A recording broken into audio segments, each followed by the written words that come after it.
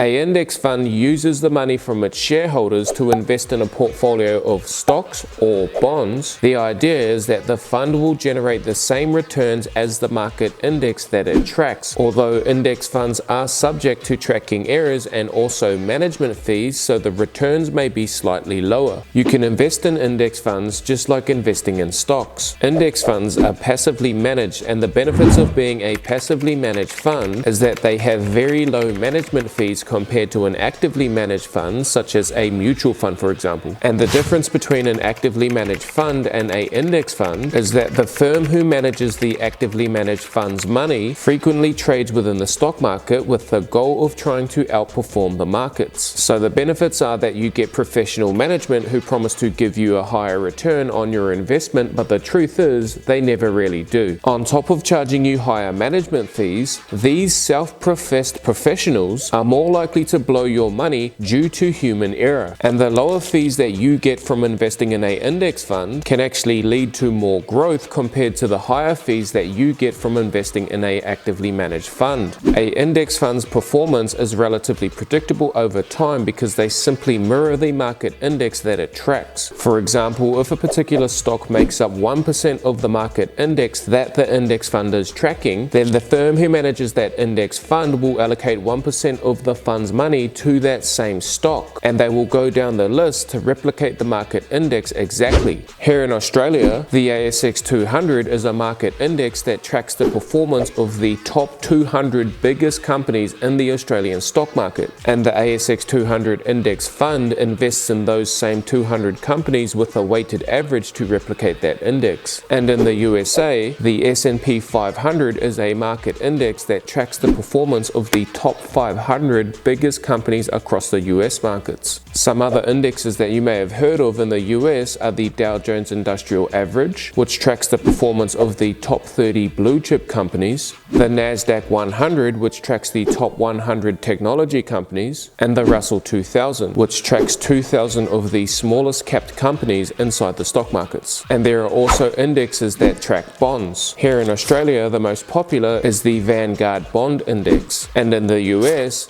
the Barclay Capital Aggregate Bond Index is widely tracked. But both Vanguard and Barclay Capital's bond indexes consist of government and corporate bonds. But index funds aren't just limited to stocks and bonds only. Some indexes track real estate, commodities, currencies, and every other sector of the markets. But regardless of what sector the index fund is invested in, just like any investment that you make, index funds still carry some risk. They are exposed to the same risk as the index that it tracks. For example, if the Australian stock market crashes and the ASX 200 loses value, then the index fund that tracks its performance will follow suit, and an index fund that tracks bonds is at risk if interest rates rise.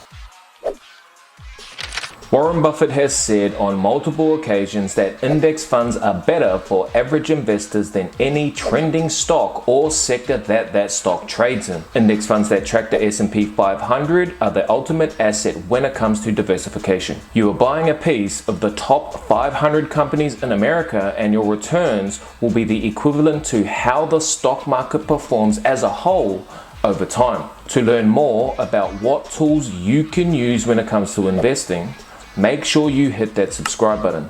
This channel is dedicated to helping you on your path to financial independence. For more videos on all things investing, subscribe to this channel.